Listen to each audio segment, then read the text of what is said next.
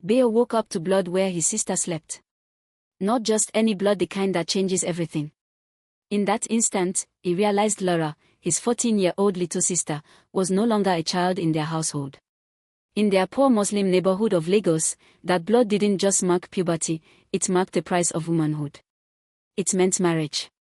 Not in the future, not in dreams, but now. And not just to anyone, to their landlord, a man old enough to be her father, a man who saw her as property. Bayo's heart pounded as he tried to comprehend it. 14 years old. His baby sister. The person he used to tease for spilling water on the floor was suddenly in danger of being sold. And in their household, tradition ruled more than love. Their parents, overwhelmed by poverty, whispered that Laura was ready and that the landlord's offer could secure their family's survival. Survival. The word felt like a knife in Bayo's chest. How could survival justify giving away his sister? He ran to her, shaking, grabbing her hand. Her wide eyes mirrored the same fear that clawed at his chest. Bayo, what will happen? She whispered, barely audible over the screaming in his mind. He wanted to promise her safety, but he knew promises were fragile in a world like theirs. In the streets outside, life went on, vendors shouted, buses honked, the city paused with indifference. And yet, for Bayo, time had stopped. The moment that blood touched the mattress was a turning point. He knew he had to act, but how? He was 14 too. Too young to fight landlords. Too young to go against centuries of tradition. But he also knew that doing nothing was not an option. Every second that passed, Lara's childhood was slipping away. And that night, as the city lights flickered outside their small home, Bayo made a decision that would define the rest of his life. The next morning, Bayo approached his parents with every ounce of courage he could summon. "We can't do this," he said, his voice shaking but firm. His mother's eyes widened with worry.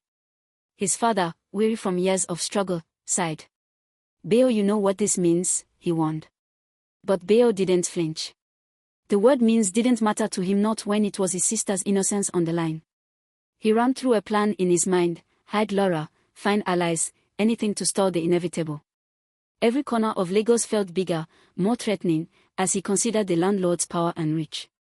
Rumors about him weren't just whispers, they were warnings. The man was ruthless, unyielding. But Bayo refused to give up. The city might have been indifferent, but he wouldn't be.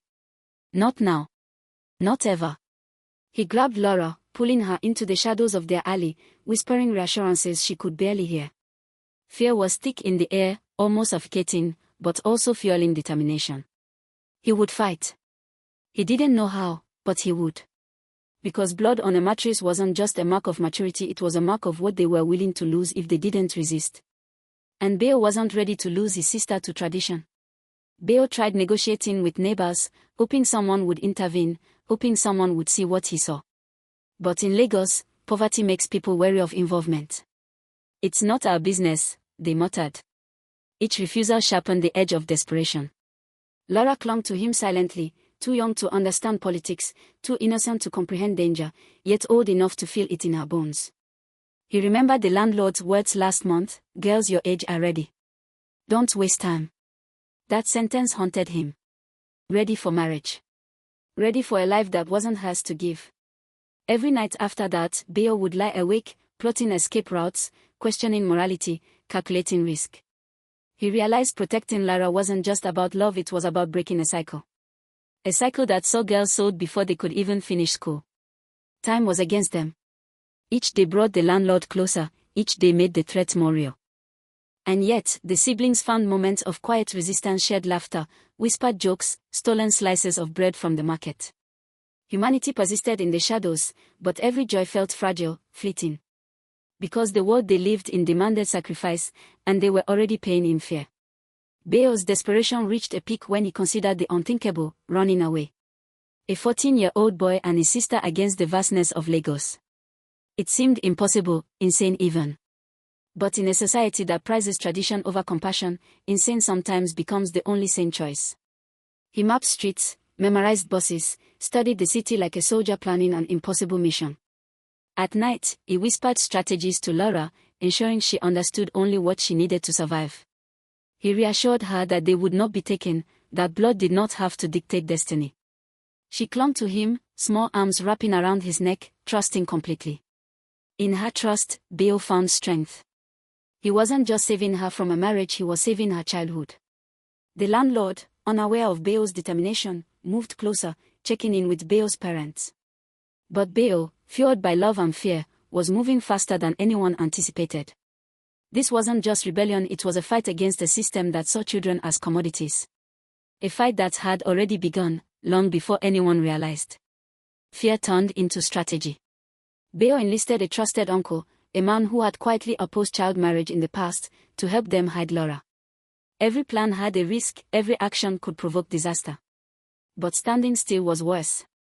The city's heat was oppressive, the streets loud, unforgiving, yet within the chaos, Bayo navigated shadows, alleyways, and hushed whispers, slowly building a network that could defy the landlord.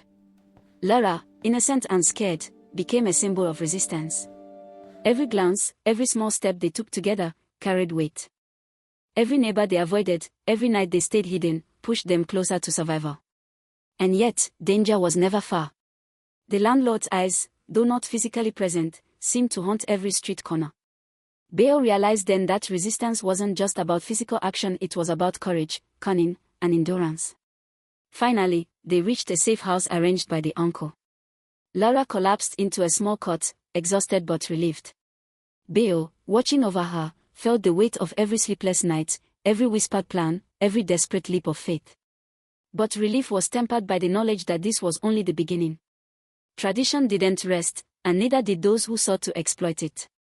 In those quiet hours, Bayo made a vow not just to protect Laura, but to fight for every girl who might one day face the same fate. The blood that had once signaled an ending had now ignited a beginning. A fight against a system that prized control over innocence.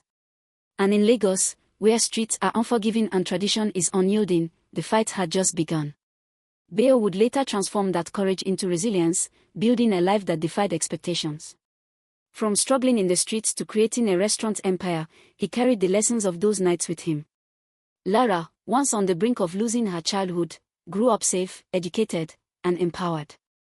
Their story, however, is not just theirs, it's the story of countless children still trapped in similar chains. Blood, fear, and courage sometimes, that's the price of womanhood. And sometimes, the fight to protect it can change not only lives but entire legacies.